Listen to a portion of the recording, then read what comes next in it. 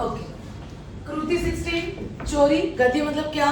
Chapter. Yashpal Jain ने ये कहानी लिखी है जिसके अंदर वो चोरी के बारे में बात कर रहे हैं कि समाज के अंदर चोरी होती क्यों है। और दूसरी बात वो ये बता रहे हैं कि समाज में घरेलू नौकरों के बारे में लोगों की क्या सोच है। दो कैरेक्टर के द्वारा समाज में दो तरह की सोच तुम लोग को नौकरों के बारे में बताई गई है। प्रकार कहानी एक स्टोरी है, हेतु समाज में चल रही घरेलू नौकरियों के बारे में सोच, और चोरी क्यों होती है वो बताया है। अब स्टोरी स्टार्ट करते हैं। तीन कैरेक्टर है, हस्बैंड वाइफ है, नंदन और मालती। नंदन और मालती हस्बैंड वाइफ है और इनके यहाँ पे एक काम करने वाला बालक है, एक काम करने वाला बच्चा है जिसका नाम है बिंदु, ठीक है, जो उनके यहाँ का नौकर है, जो साफ सफाई का काम करता है। अब स्टोरी की स्टार्टिंग में ऐसा होता है कि वो जो बिंदु नाम का नौकर है ना, वो एक कमरे में झाड़ू लगा रहा होता है। झाड़ू लगाकर एक हाथ में झाड़ू और कूड़ा लेकर वो कमरे के बाहर निकलता है और दूसरे हाथ की मुट्ठी उसकी बंधी हुई होती है। अब उसके दूसरे हाथ में क्या है वो पता नहीं, मालती की नजर पड़ जाती है। जैसे ही वो बच्चा बिंदु कमरे से बाहर आता है तो एक हाथ में तो झाड़ू और कचरा है, कूड़ा है, और दूसरे हाथ की मुट्ठी बंदी देखकर मालती उसको आवाज लगाती है, नंदन की वाइफ, ठीक है। लेकिन वो उसकी आवाज को अनसुनी करके और तेजी से भाग जाता है और कूड़ेदान के पास जाकर कचरा फेंक देता है।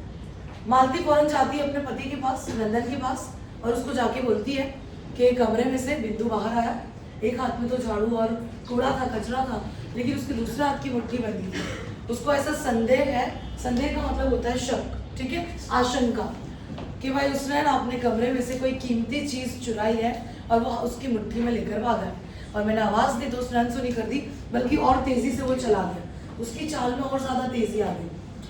नंदन मालती दोनों जाते हैं बिंदु के पास। बिंदु कूड़ेदान में कचरा फेंक कर वापस आ रहा होता है।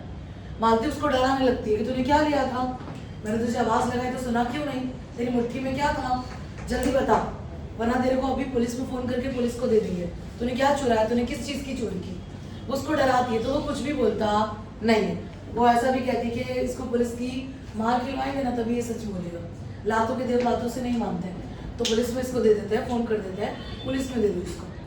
अब वो ऐसे डराती है ना तो वो बच्चा कुछ भी बोलता नहीं। अब उसका जो हस्बैंड है नंदन, ये बहुत अच्छा कैरेक्टर यहाँ पर बताया है।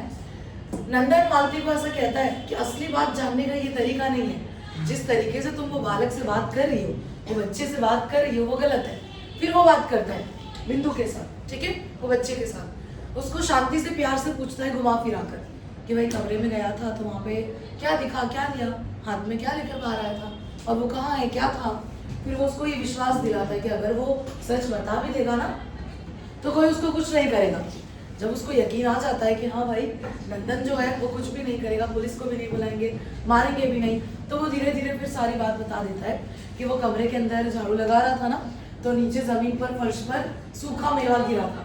सूखा मेवा मतलब कि ड्राई फ्रूट्स, ओके, दो चीजें, काजू और किशमिश। किशमिश का मतलब होता है द्राक्ष, ओके। तो ये दो चीज नीचे जमीन पर पड़ी थी तो उसने अपने ही हाथ में ले ली थी पहले ही कि भाई कचरा फेंक के वो चीज वो क्या करेगा, खा जाएगा, ओके। तो वो ये बात बता देता है नंदन को। नंदन उसको कमरे में लेकर जाता है, वहां पर कंस्तर निकालता है।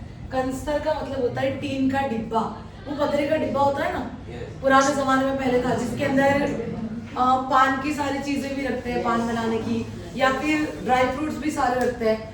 तो वो टीन के डब्बे में से, वो कंस्तर में से मुट्ठी भर के सूखा मेवा लेता है और खाने के लिए दे देता है, किसको, बिंदु को, ठीक है। फिर बिंदु चला जाता है। अब मालती उसको क्या ऐसा कहती है कि तुमने गलत किया, ऐसा नहीं करना चाहिए। ये नौकरों को ना ऐसे चोरी की आदत पड़ जाती है, छोटी मोटी चोरियां करते करते वो बड़ी बड़ी चोरियां करने लगते हैं, समाज में ऐसा बहुत होता है। फिर वो आगे ऐसा कहती है कि देखना एक दिन यही बिंदु है ना तुम्हारे घर में से ट्रंक उठा के लेके चला जाएगा। ट्रंक का मतलब होता है कोई बहुत बड़ी पेटी या कोई बहुत बड़ा सामान, ठीक है, उसको कहेंगे ट्रंक। ट्रंक का एक्चुअल मीनिंग होता है पेटी, पर वो ये इसलिए बोल रही है कि कोई बड़ी चीज चुरा कर चला जाएगा। नंदन उसको कहता है कि ऐसा नहीं होता है, हम रोज खा रहे थे, वो हमें देख रहा था, हमने उसको नहीं दिया, इसीलिए वो नीचे पड़ा था तो उसने ले लिया। अब इतना ज्यादा तुमने उसको डांटा तो उसको ऐसा लगा कि उसने बहुत बड़ी चोरी कर दी, उसने बहुत बड़ा गुनाह कर दिया, इसीलिए वो बोल नहीं रहा था, वो डर गया था, क्योंकि वो बालक के बच्चा है, इतनी बड़ी उम्र का नहीं, तो वो डर गया। नंदन उसको समझाता है कि भाई गलती हमारी है, चोर हम है, वो नहीं, हम खा रहे थे उसको नहीं दिया, इसीलिए उसने ऐसा किया। तो चोरी की भावना का जन्म ही वहीं से होता है। जब हम कोई चीज़ इस्तेमाल कर रहे हैं, हम कोई चीज़ यूज़ कर रहे हैं और किसी को चाहिए उसको नहीं दे रहे, बांट नहीं रहे, शेयर नहीं करे, तभी वो फिर उस चीज़ को पाने के लिए चोरी करता है, लाचार बन जाता है वो। इसीलिए तो वो ऐसा कहता है कि चोर हम है, वो नहीं है, गलती हमारी। हम उसको पहले ही सूखा मेवा खाने के लिए देते तो वो कभी भी ज़मीन पर से इस तरह से लेकर मुट्ठी में लेकर भागता नहीं। तो उसके अकॉर्डिंग चोर हम लोग हैं, वो बिंदु नहीं। फिर उसके बाद ये बात खत्म हो गई। अब नंदन ने देखा कि बिंदु कहीं पर नजर नहीं आ रहा। मालती को पूछता है कि भाई बिंदु कहाँ पर है। मालती कहती कि जब ये घटना हुई ना, उसके बाद से वो तो घर के बाहर कहीं चला गया है, क्या पता कहाँ गया। अब दोपहर हुई, दोपहर बीत गई, शाम होने आई, अभी तक भी बिंदु आया नहीं है। उसका खाना चौके में रखा हुआ ऐसा ही पड़ा है, वो आया ही नहीं है कि खाएगा। चौका मतलब कि कमरों के बीच में जो जगह होती है ना, पैसेज उसको बोलते हैं। जैसे ये 3 क्लास है तो ये बीच में जो जगह है, जो पैसेज है, इसको अगर घर हो तो कह सकते हैं चौका। ओके, तो उसमें उसका खाना भी ऐसे ही पड़ा हुआ है। शाम हो गई, अब मालती को भी टेंशन हो रही है। अब मालती भी सोच रही है कि उसने गलत किया है। छोटी सी बात को उसने इतनी तूल दी। बात को तूल देना मतलब कि बात को बढ़ाना, ठीक है। उसको बात इतनी बढ़ानी नहीं चाहिए थी।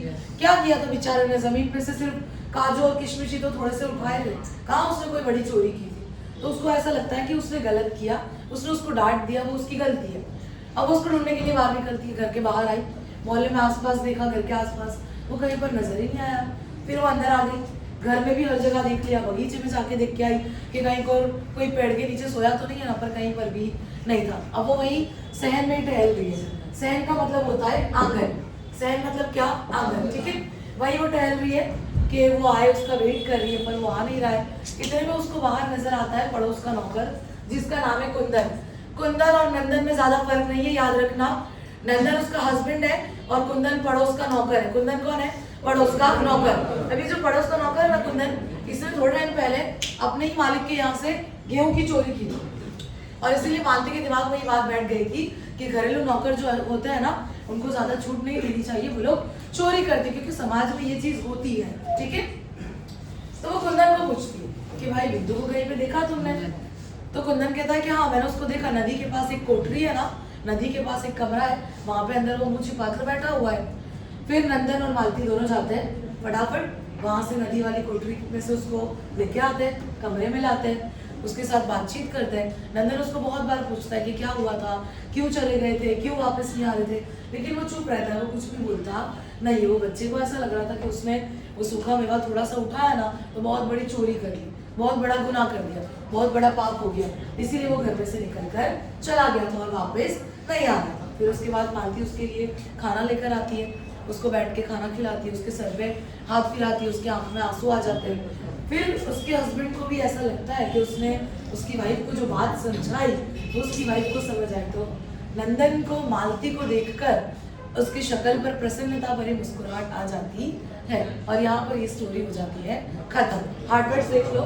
संदेह का मतलब होता है शक, कंस्तर मतलब डिब्बा, टीन का डिब्बा, पतरे का डिब्बा, ट्रक का मतलब होता है पेटी, कोई बड़ा सामान, और सहन का मतलब होगा आंगन, ठीक है। चलो डाइजेस्ट निकालो।